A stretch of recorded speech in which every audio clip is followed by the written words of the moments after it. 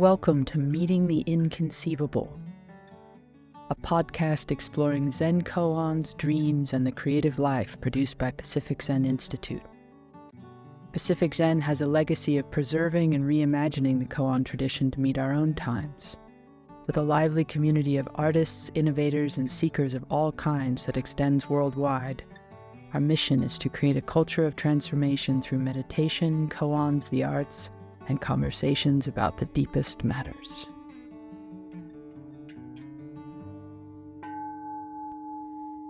In this episode, Roshis Allison Atwill, Tess Beasley, Michelle Riddle, and Sarah Bender team up as the Guanyins to tell a Christmas tale that seems to unfold in the field of awakening. Drawing on the root of the word miracle, which rather than any hallmark magic just simply means to wonder at. The Guanyins tell a story of reconciliation, surprise, and the blessing that emptiness can bring any season at all. Kind of a gift of being able to really honor and put together this year that's come before and turn ourselves together toward what's coming in the year ahead.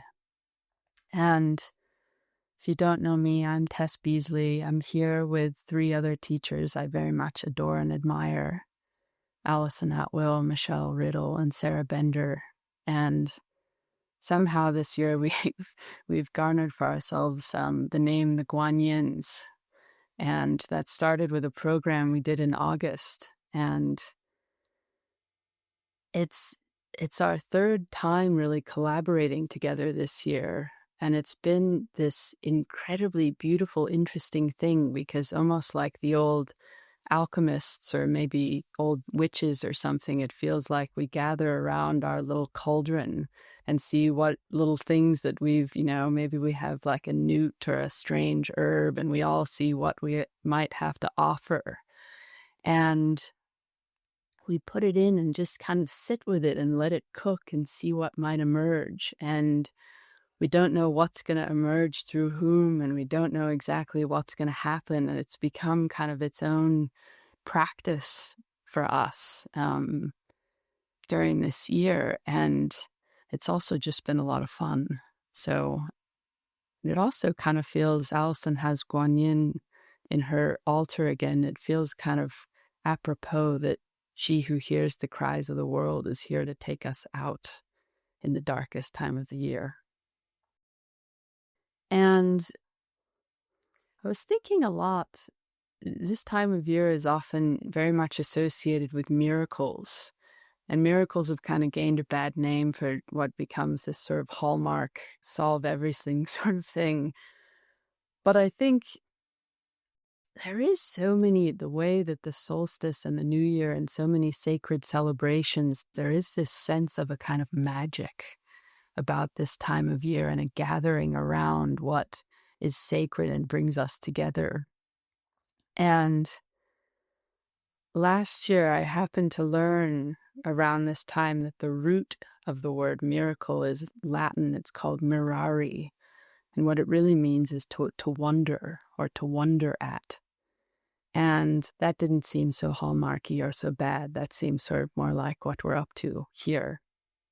And there is something about, you think of like It's a Wonderful Life or Scrooge or The Grinch or whatever your sort of Christmas time or Hanukkah time or any time inclinations. There is something about this time of year that lends itself to these moments of profound transformation of the heart in some way, that my life maybe isn't what I thought it was, or maybe I'm not who I thought it was, or the people around me aren't who I thought they were. And almost like the light starting to creep in for the solstice starts to creep into us somehow.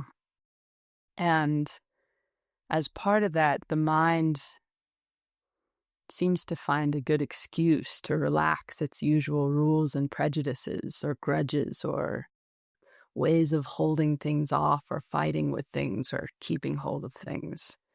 And you hear of these kind of wild moments of forgiveness or generosity And I think what's kind of nice about Zen is it sees awakening as a kind of miracle, or that wondering starts to infuse itself into everything, not just once a year, but it's a reminder that actually that's here all the time, that we can do that. And so I guess all that to say, we're going to do some wondering together today, through a story and through some meditation and some poems. And I think, stories are they're also somehow really deeply part of this year. Everybody cozies around the fire and gets their blanket and their little cup of something and listens and kind of enters a dream together. So we're going to do that. And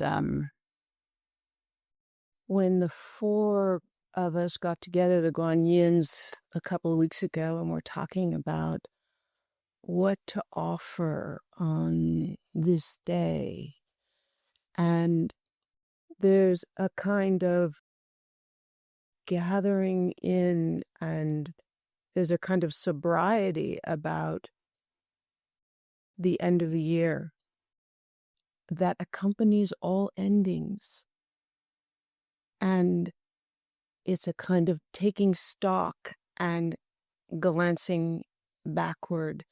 And this was such a hard and strange year, filled with a tremendous amount of uncertainty and loss and suffering of all kinds, from loneliness to fear of getting sick ourselves or other people we know getting sick, people dying unrelated to the pandemic and not being able to go and be with them.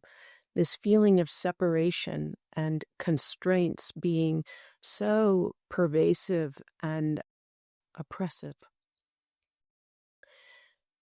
And in those conditions, other things also became possible that might not have been possible before. A kind of silence that was worldwide in a way, a kind of silence that enveloped the whole planet Earth for a time. And we still feel it, this kind of quiet inside of everything, in this darkness inside of everything. Darkness being not knowing. And all of that were that's the kind of the flavor and tenor of the year.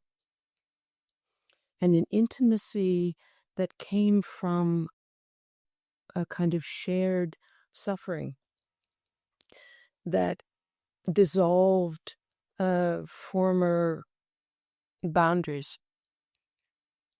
Then there's the suffering that comes from being at war with our circumstances, which is the very suffering that Buddhism and the koans and the meditation practice are seek to unbind. Those entrenched views and old certainties that we hold to and defend. And it's easy to glance back at this past year, and much of this was happening during the year, where when we're in pain, we look for someone to blame. We look for the reasons, and we look to who's at fault. And that becomes a kind of a way to alleviate our own pain, and a way to kind of distance ourselves by finding out whose fault it was and pinning them down and even punishing them for it. So these divisions in our country in particular, but also in the world of a kind of war that went on inside of the tumult of the suffering of our conditions, then these sort of wars and lines of divisions and sides were taken, and one could feel that that was an added something on top of what we were experiencing. This kind of division of wars, it happens all day long, actually, where one is at war with our circumstances, where you don't even need anyone else for this to happen, where I'm at war with, I don't want the fires to be coming and about to burn my house. I don't want it to be smoky outside. I don't want this. I don't want that. And I'd forgotten about the fires. That was another hard condition of this last year. That tells you how hard it was. That I forgot our house almost burned down and we had months and months of not being able to breathe. And the openness, the practice give us some feel for being able to first tolerate uncertainty or even to notice uncertainty. And uncertainty is always appearing, and we're always grabbing for certainty to try to get some ground underneath us. And I'm going to tell you a little story about years and years ago when some great division had occurred and a war came from it, and how for a time uncertainty unbound the suffering. So the year was 1914, and no one really quite even now knows how it started, what the trouble was, or how it ended up that there was so much, where actually millions of people died because of this. And it's still very murky. I looked up, like, why did World War I begin? And it's just this wonderful, almost fairy tale-like story that involves an archduke who was the nephew of an emperor. And the archduke was assassinated by some terrorist group.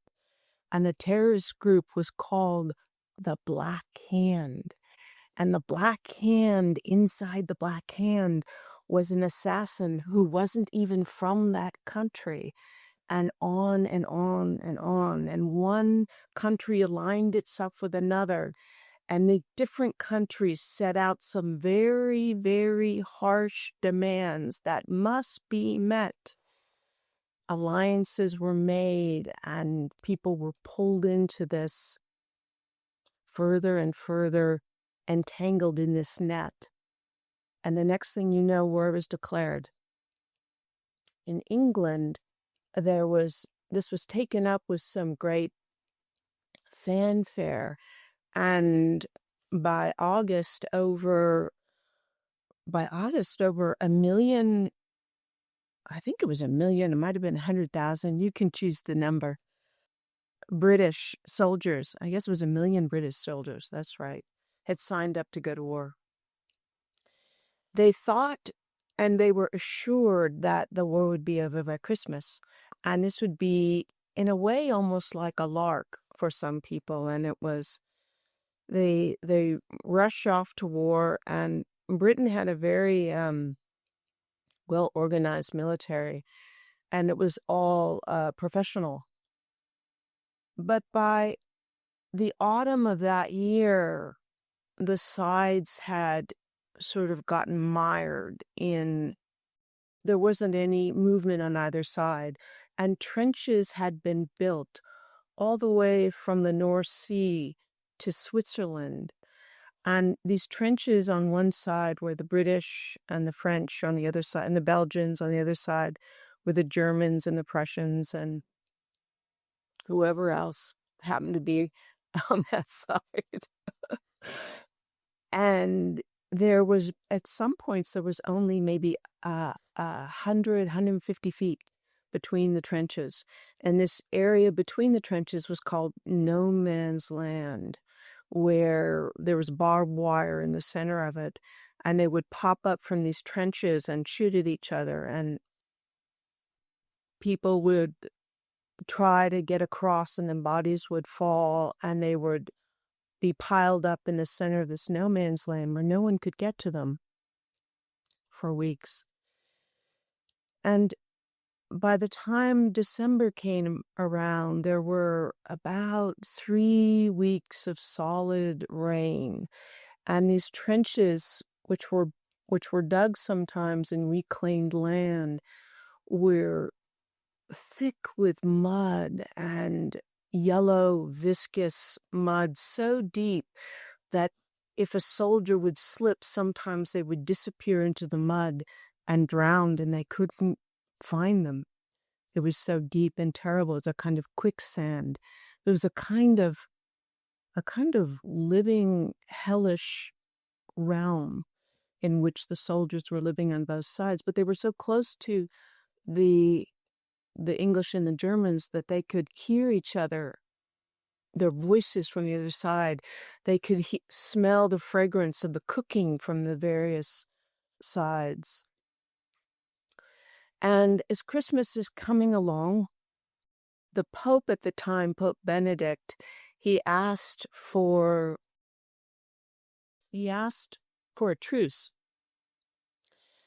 And the Germans were all for it, but the British were very, very much against it, and they refused to join in on this. And so the truce didn't happen, the official truce. And then the official truce in a way sometimes like we'll see these, we'll have a kind of pain inside our own heart about something. Let's say you have, these old battles, you see them a lot in families between parents and children, or siblings, or aunts or uncles. Or there might be people in a different political party that you disagree with, that you just feel nothing but enmity towards. And so you might try to do a loving kindness meditation. That's a little bit like the Pope imposing a truce. Somehow it doesn't quite, while there's some kind of gesture towards an opening, it somehow it can't be imposed from the external. Even our good intentions, in a way, hold a kind of coercion in them. And there's some way that there's too much certainty in our knowing what we should be feeling, or knowing how to get to a kind of opening. So on Christmas Eve, after 3 weeks of this terrible mire and being slogging in this mud, on Christmas Eve, things begin to quiet down, and the Germans and the British, a kind of low-level officers, have said to each other, let's not shoot on Christmas Eve. And things began to quiet down slowly. And the shooting stopped, and the whole, what had been a kind of cacophony of explosions and snipers, and begins to abate. And then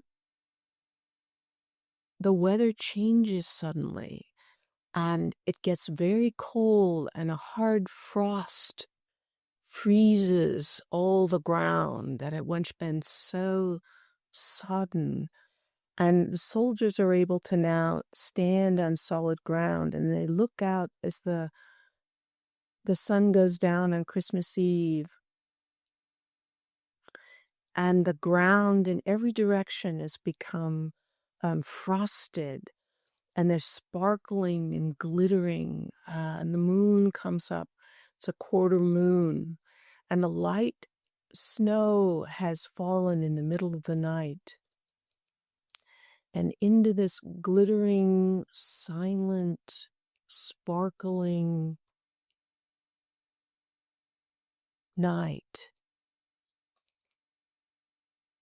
A kind of wonder and awe settle into the evening. And from the British, the British, it happened differently all across the line. So through hundreds of miles, every single incident was handmade and unique. And at one point, in one story, the British soldier sees a light in the other trenches come up, and it's this light on, he doesn't know what it is, and then he sees some bonfires, and he's so astonished by this, because to have any kind of light indicating where you were was terribly risky. You would be shot and killed, and the enemies were so close to you. And then he sees that up and down the parapet along the German side, more and more and more lights appear until there's hundreds of twinkling lights. And he thinks it's some kind of ruse or trick or treachery. But they realize they're Christmas trees. They're little fir trees with actual candles on them. And the Germans are calling out to the British, and they're saying to them, English soldiers, Happy Christmas. Where are your Christmas trees? Come out, English soldiers, come out here to us. For a little time, the British said, they were cautious, and they didn't even answer. The officers, fearing treachery, ordered their men to be silent. But up and down their line, they heard the men answering the Christmas greeting from the enemies, and they began a running conversation with the Germans, all the while keeping their hands steady on their rifles. And then they heard singing coming from the German side. The Germans were singing Silent Night. It was the same tune. In English, the British knew the words in English, and the Germans sang them in German, and they started singing the songs together, one side in English and one side in German. And then they sang O Holy Night, which is in Latin, which the British also knew, and they went back and forth, one singing one carol, another singing another. This went on all night long. In some places, the Germans came out, and they held up their hands to show that they had no weapons. Some of them held Christmas trees high in their hands. The British wanted to see the Christmas trees so badly that they risked coming out and crawling along in the frosty snow and the no man's land to get a better look. The Germans said, "Don't shoot. We don't want to fight today. We'll send you some beer." And they got out, and they had a huge barrel of beer, which 3 Germans popped up onto the parapet and rolled across the snow through the barbed wire and to the English.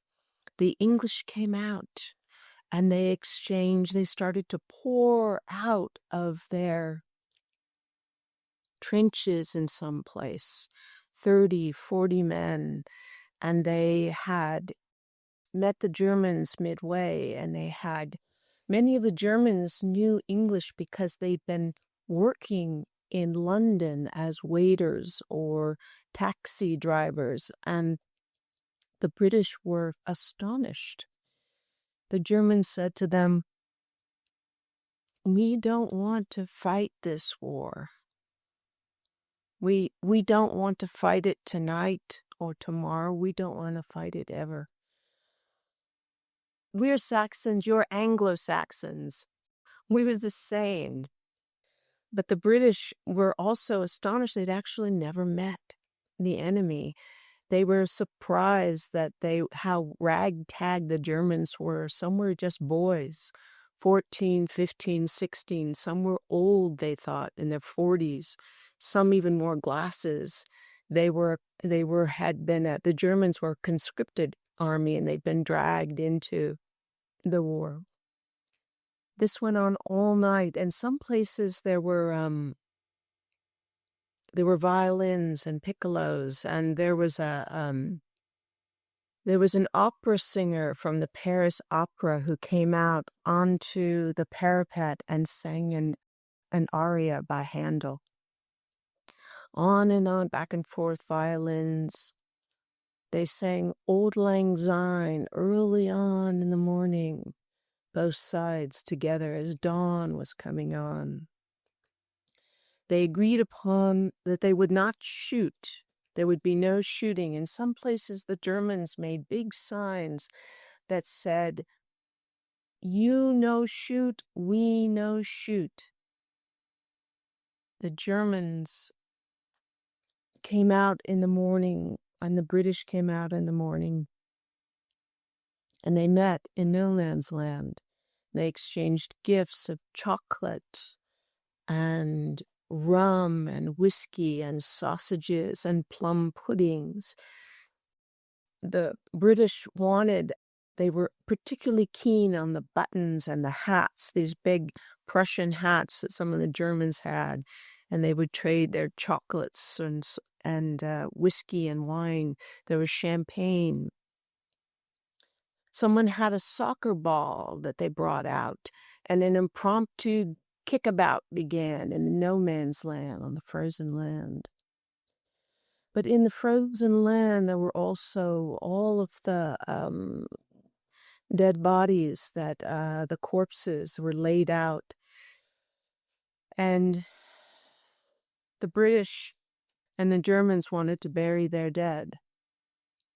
In some places, they dug the graves together and they held ceremonies together, burying their dead, saying prayers together. It was a very solemn morning on Christmas morning in the silence. And then the joy of and the wonder and the awe of not knowing who the enemy was, not knowing, and how the strange intimacy that appeared in the no man's land. And I'll read you a couple of the soldiers' accounts, which were so touching. This will be the most memorable Christmas I've ever spent or likely to spend. Since about tea time yesterday, I don't think there's been a shot fired on either side up to now. Last night turned a very clear frost moonlight night. So soon after dusk we had some decent fires going and had a few carols and songs. The Germans commenced by placing lights all along the edge of their trenches and coming over to us, wishing us a happy Christmas. They gave us a few songs, and several of them can speak English very well. Some of our chaps went over to their lines. I think they've all come back, bar one from our E Company. They no doubt kept him as a souvenir. On Christmas Eve that night, one of the Queen's Westminster Rifles assumed that the lights across the line were a ruse, and he fired at them, but there was no return fire. And that there's something about intimacy is a kind of disarmament, is a kind of releasing of a laying down of the great burden, and the laying down of the great burden of knowing what should have happened, what could have happened, what should happen. The first unusual thing happened.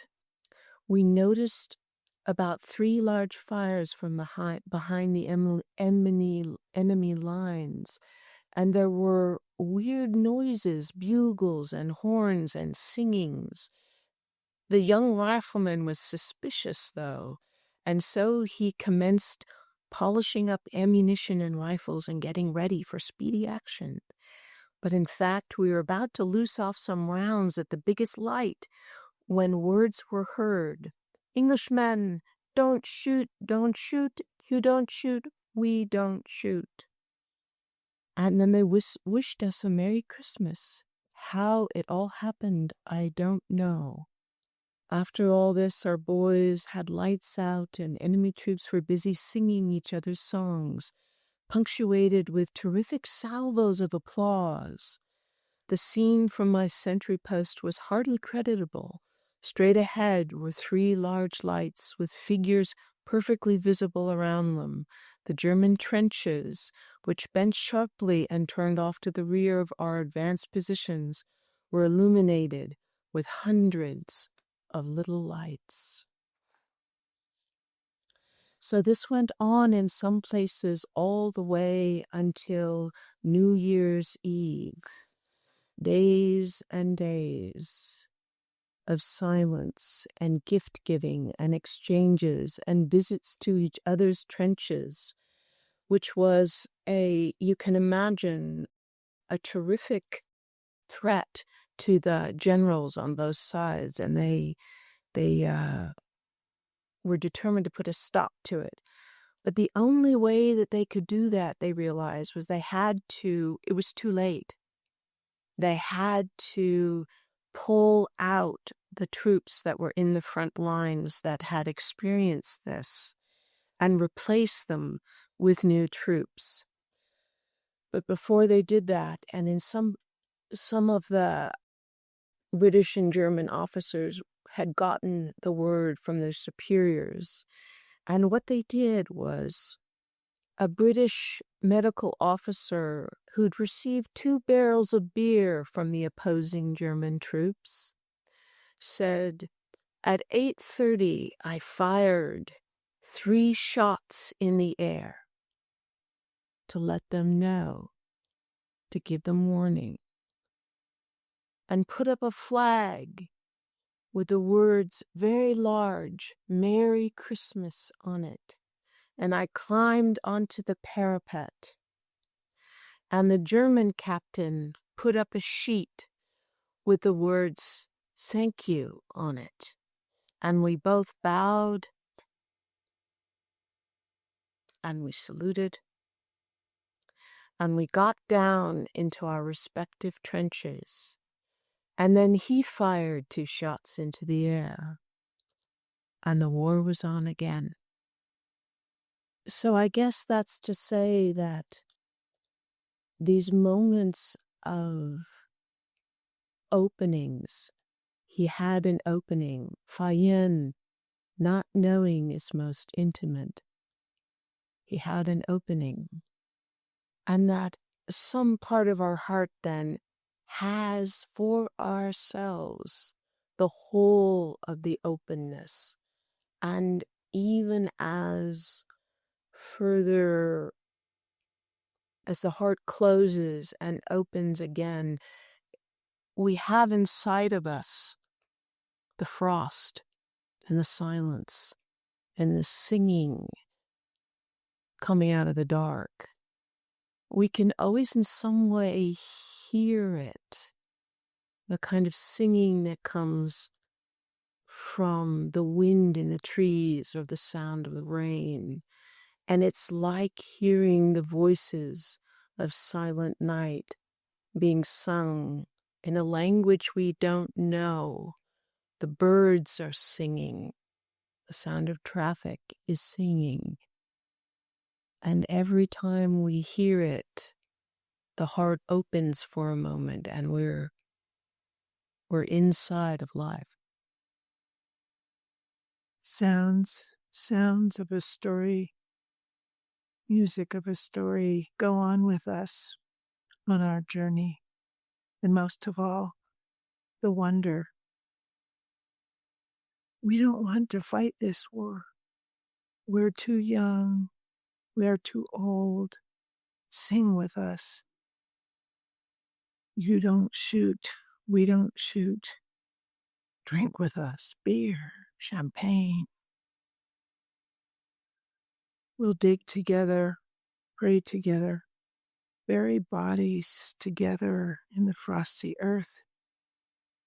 I don't know you, yet I see you. I don't know how, and this happens. Nights of wonders. A single shot is unreturned.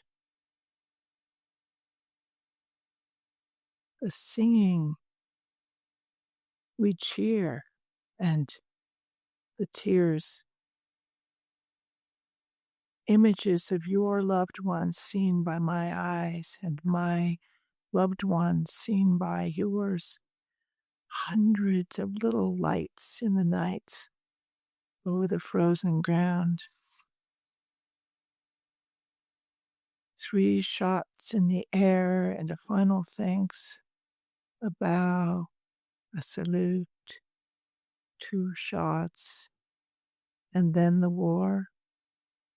Not the end of pilgrimage. The journey of hearts continues. The light of the moment always shining in the vast I don't know. The poet Muriel Rukeyser wrote this poem in 1968. Later, she wrote, I lived in the first century of world wars. Most mornings, I would be more or less insane. The newspapers would arrive with their careless stories. The news would pour out of various devices, interrupted by attempts to sell products to the unseen. I would call my friends on other devices. They would be more or less mad for similar reasons. Slowly, I would get to pen and paper, make my poems for others unseen and unborn. In the day, I would be reminded of those men and women, brave, setting up signals across vast distances, considering a nameless way of living, of almost unimagined values. As the lights darkened, as the lights of night brightened, we would try to imagine them, try to find each other, to construct peace, to make love, to reconcile waking with sleeping, ourselves with each other, ourselves with ourselves.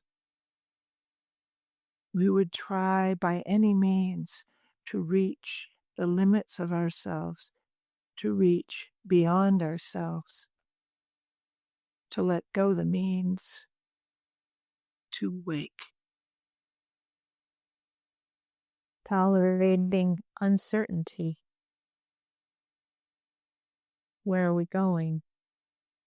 We all put our newts and our beautiful flowers and our dreams and our heartaches and our fears and so much more into that cauldron. And we listen. One of the things that strikes me about the end of that poem, about the reaching beyond ourselves, is something we talked about a lot as we were prepping for this, which is what allows us to venture into that no man's land where something new becomes possible. And a couple of things that struck us were, one, the kind of growing tired of fighting at the moment where I just don't want to carry my weapon anymore or my idea about whatever I'm doing anymore. And the other was about being struck by some point of beauty or wonder that I can actually let in for a moment that maybe makes me forget. And it was interesting how Allison was sharing no one knew how the war started, and no one knew how the frost arrived, that this moment of wonder arrived, but that some kind of openness appeared that allowed going into no man's land. So maybe that's where we are right now, somewhere in no man's land together. I'm thinking about beauty and how it's like I don't even have it's already inside me before I can take up, it's already in my trench before I can pick up the arms. And while we were listening to the music to Jordan play, even though I knew he was going to play Silent Night, when he started playing Silent Night, it just pierced my heart, and I had tears streaming down my face. And suddenly the world was all darkness, and I was in the trench, and I was hearing the sound floating from the other trenches and the voices and the piccolo, and time had dissolved. And I think it was beautiful to have it happen to me. So that was marvelous. And then after he finished playing, there was a kind of silence that fell over everything. And I heard my neighbors through the window, and I thought someone was singing Silent Night, but I realized it was a chainsaw, and it sounded like Silent Night. So that's my report from the field. John, Terrence, you want to share anything? Master of Sundays that you often are. I just feel very moved and touched. Like, again, I wept during the story, then I wept during Jordan's music. so it's like, I'm for that. And, I'm just really enjoying taking the ride. And enjoying is not quite word. It's like so deep and touching. So thank you. Thank you all. Thanks for being with us. Michelle has graciously offered to sing the vows for us as an ending this week. So unless the three of you have anything else you'd like to add. Sarah, did you have anything else you want to say? I think I'm all full of story. And there's of that sense of the way the points of light in the night, the points of light that appear in our hearts that are made possible. It's possible for us to see and to be sustained by points of light when music and story and the presence of each other dissolve the kind of false lights of certainty that we can be lured by, those barriers, leaving us open and held and loving. Thanks. When we started today, Tess mentioned this feeling that we have about rushing towards the gates to get out of this crazy year. And being here and really being here like we've been able to do on these Sundays, like John has often referred to it as a pause in our pilgrimage, in our journey. If we're here, at least for me, then I don't want to rush towards any gates. The gates can appear, and that need to get away and to call it a good year, a bad year, it loosens. So I'm very grateful for having been able to be here on all these Sundays this year with everybody. Thank you, everyone, for being with us all year and today. If you'd like to support the teaching so we can keep doing this next year, we would be most grateful for your support. And Happy New Year.